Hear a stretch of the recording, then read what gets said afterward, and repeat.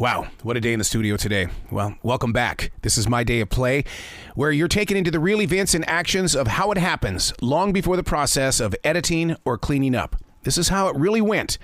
Today we get a little heavy too, dealing with book censorship and racism. But in the end, you'll see them both as amazing positive experiences.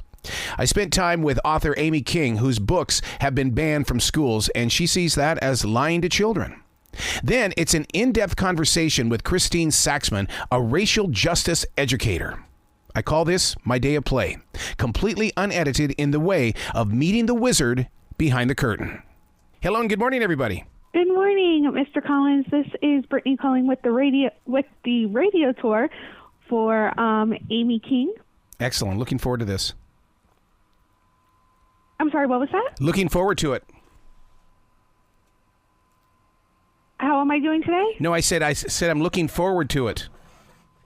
Oh, I apologize. I was unable to hear you. I do have one question. When will this air? Monday morning. The night. Perfect. I will go ahead and get them. And we are on a tight schedule. I know she has a live interview at 9:40, so we just wanted to dial out just a little early to you. That's cool. All right.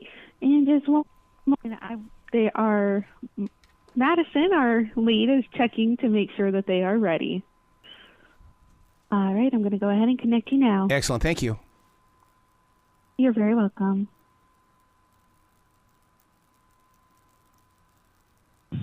And Arrow Collins is joined. Hello and good morning, Amy. How are you doing today? Hello, Arrow. I'm doing very well. How are you doing? Absolutely fantastic. I'm so proud of you for writing this book, and let me tell you the reason why. I'm a daily writer. I've been daily writing for 30 years. I believe that we as authors are given stories by way of our experiences in life. And have you not done that with this? Attack of the Black Rectangles? You've taken something in your life and you've created a story. I have. It's pretty much what I do with all my books, indeed. But this one, it was really verbatim, right? You know, somebody asked me once, well, why did you use The Devil's Arithmetic by Jane Yolen, you know, as the example of a book, you know, that's censored? And I said, because that's the actual book that was censored, and it was censored the exact same way in my child's classroom. And it was a question I wanted to ask. Like, I still am curious, like, why those words? Yeah. Why those passages? And why would you choose to do that to a book about the Holocaust? There's just so many layers of questions. But yeah, this is exactly what I do. It's what I do pretty much with all my books, Sarah. Thanks for having me, by the way. Well, nice to meet you. Well, I've been waiting to talk with you because I want to talk about that censorship, because even as a podcaster, I do fear that I'm going to say something, or one of my guests is going to say something, but the interpretation is going to be, oh my God, take him down. We've got to close him out. Well, Arrow, I mean, you've got to remember that most of the letters I get that are unkind about my books, or that say that they should be censored, start with this phrase. I haven't read the book, but. So that's the first part you need to understand about a lot of things. And so a lot of people don't read the books. In fact, most of the book bans you're seeing in America right now are really being instigated by 11 people.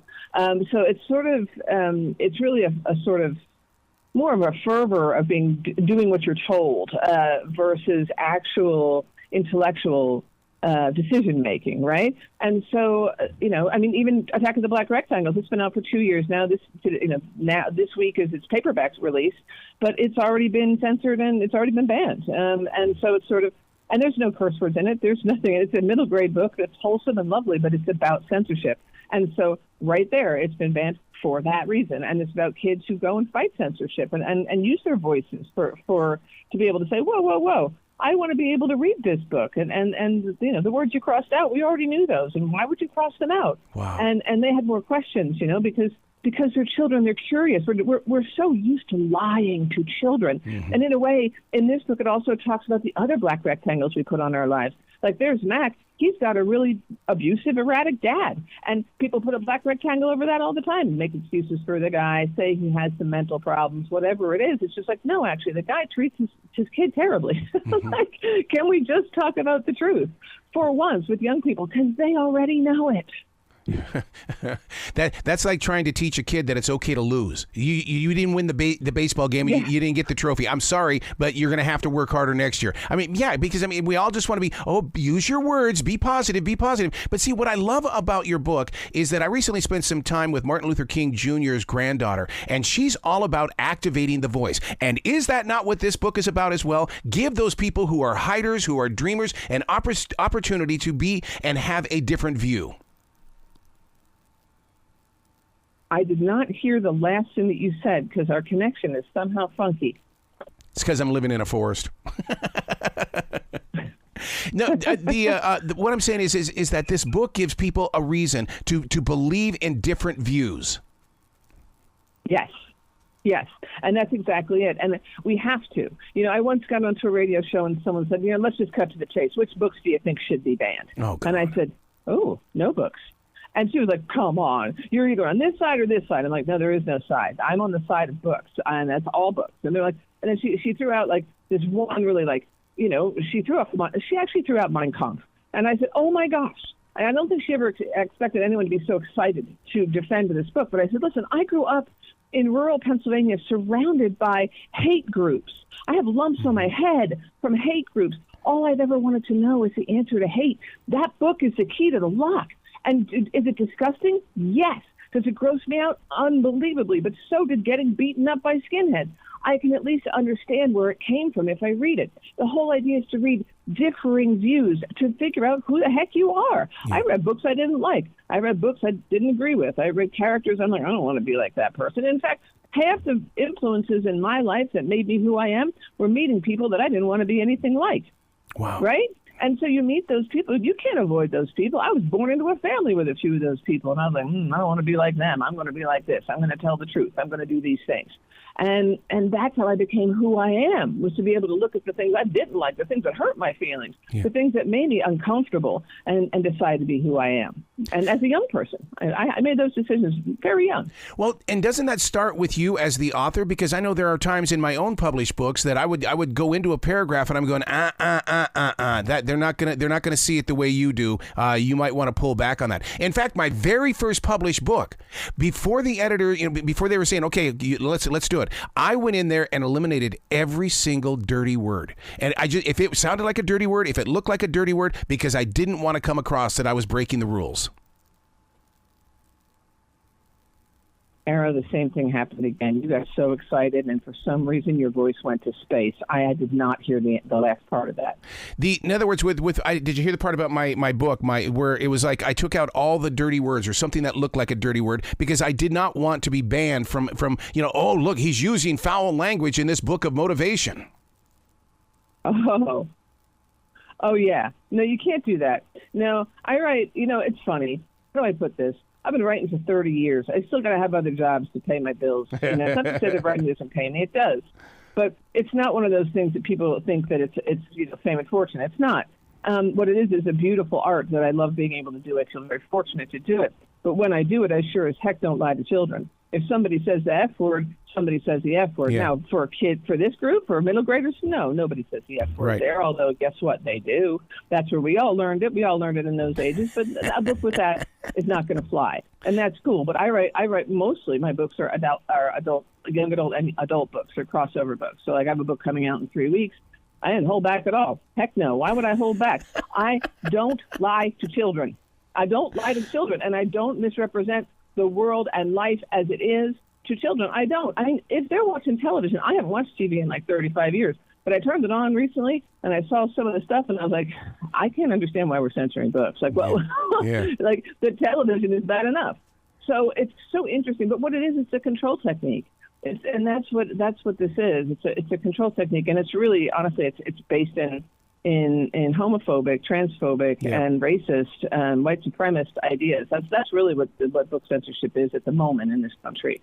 And it's sad because no one's really just saying that. But again, I don't lie to children, and it's just something I don't do. For listeners, can we define what a banned or a censored book is? Does that mean that no child can even bring it in their book bag? No. Well, at the moment, what we talk about when we say banned books, and it's so interesting because I know several people who come from countries where they have, and I actually lived in Ireland for a while, where they banned certain books. Literally, naturally, you could not actually buy certain copies of certain books. Here we're talking about specifically access to books in school libraries. Okay. And I want to talk about why that's important, okay? Now, I worked on boards in public libraries, and I, in fact, sat on challenges in public libraries and shocked my other board members by saying, no, you can't censor that book. It disgusted me. Don't you worry. I was grossed right out by the racism in this one local publication, but I said, you can't ban it. It's just a slippery slope. If we say yes to this, we're going to say yes to the next thing. But anyway, when it comes to accessing books in schools, that is the only place most children can access books. I did not have a public library. I grew up in the middle of a cornfield in Pennsylvania. I didn't have a public library within 20, 25 minutes from my house. Wow. My parents were working very hard. I was never going to get there. The school library is the place that kids can access books. That's where they can go and look for the mirrors and windows and the things so that they can look in and go, oh, gosh, that's what it's like to be disabled, perhaps. That's what it's like to be deaf. That's what it's like to be. So there's a nice window into what other people experience, but they can also find books that reflect themselves, and that's so important. I have the one that changed my life in 8th grade, sitting right next to me here. It was a Paul Zindel book, and it was because I could see myself. And it's weird. I read it now, and like, really, there's nothing in it about, there's no teenage girls in it, there's nothing. But it was just a vibe that I was like, oh, gosh, I feel seen. And to feel seen is really important. So when we're removing specific books, and that's one of the problems with this rise right now in book banning, there are specific books on these lists. There are targeted groups of people. And so LGBTQ kids, they're out. No, none of those. It's like, look, you can't get rid of the people by getting rid of their books. All you can do is make them sadder. Why would you do that? But more importantly, this most recent ban, like this most recent push, has been incredibly racist. I mean, just locally, they banned those the little chapter books about who is this person, who is that person. They banned who is Martin Luther King Jr. They banned who is Sonia Sotomayor. Yeah. So when I look at things like that, what we're just trying to eradicate history. It really is based in the ideas of that I don't agree with. And you know what? That I have ideas they don't agree with. But the bottom line is this. It goes down to the golden rule. I can't tell you what to read, and you can't tell me what to read. And I can't tell you what your kids can read, and you can't tell me what my kids can read. And therefore, that's why we have professionals called librarians and educators.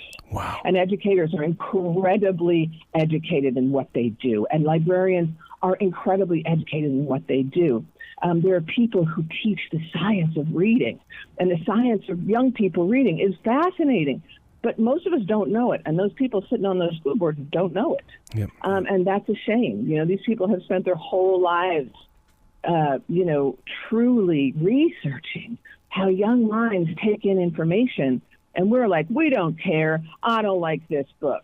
That's not how it works. It's not how it should work. Not in a country like this, or the Constitution that absolutely protects our right to read and a right to access information at every age. Wow. Amy, you've got to come back to this show anytime in the future. The door is always going to be open for you.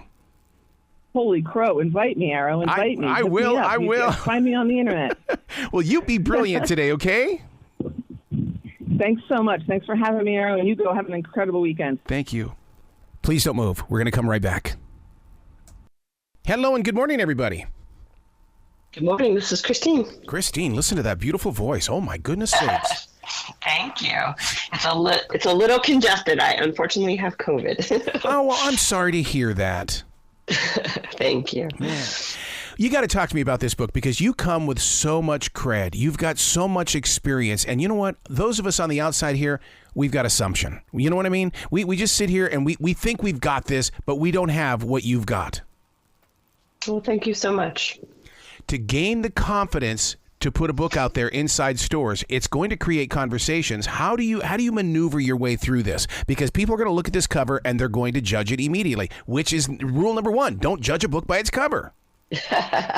Well, honestly, we wanted to help people feel comfortable actually talking about it. So we did kind of want to push the conversation a little bit with our cover and with our title, Being White Today. Actually, we wanted to push it a little bit further. We originally wanted it to be It's Okay to Be White, picking up on the white nationalist flyers that prompted the book. And that was going a little too far. It was making folks a little too uncomfortable. But we really wanted to not have white nationalists be the ones to own the conversation of what it means to be white. We wanted anti-racist folks and folks who care about fighting racism to help other white folks who feel uncomfortable to get the skills and realize it's not as scary as it might seem. And it's not just white nationalists who are the ones who talk about being white. You know, one of the things that you cover inside this book, and I mean, it's a door opener. Why bother to help if they hate you anyway? Let's talk about that. Why bother to help? I mean, we see this every day. Well, and that's one of the things that's one of those messages that I think the far right and the white nationalists manipulate really well, which is this idea that it's all divisive and, you know, it's hard to cross racial boundaries. And so you might as well not bother. And that's buying into either or thinking. And that's one of the messages in the book that we really push is let's not fall for that. It really is both and we can really understand ways to work towards a healthy multiracial democracy. And we have lots of models for it already. We just don't talk about them enough. Mm-hmm. And so that's what we're trying to uplift in the book. Do you think that's the reason why social media and journalists will kind of push that envelope? It's like they're trying to hide behind something, or is it they're pushing too much on it and we get our own beliefs? Well, I think in a lot of ways that's the easier story. Mm-hmm. And it's the one that activates us more. So it's easy to feel kind of a righteousness around the divide. And it's hard to talk about nuance. And so that's part of what we're trying to do is ask people to slow down. And social media isn't a slow down place. Social media is a click and engage, a click and engage, a click and engage. And we're asking folks to let's slow down and have more of a nuanced and over a cup of coffee kind of conversation. The scenarios that you put inside this book, did you go camp out at a Starbucks and just sit there and watch life? And it's like, oh, we're writing about that. Oh, my God, here's another story. Here's another story. I mean, it's all around us. Yes. So a lot of it comes from our own interactions.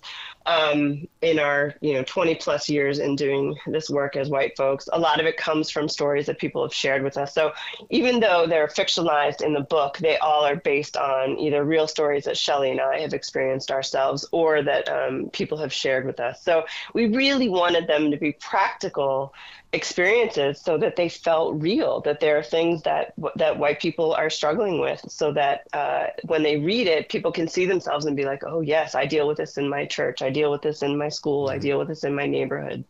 You were talking about white nationalists, and one of the things that you bring up in one of the messages is that anti-racism is anti-white.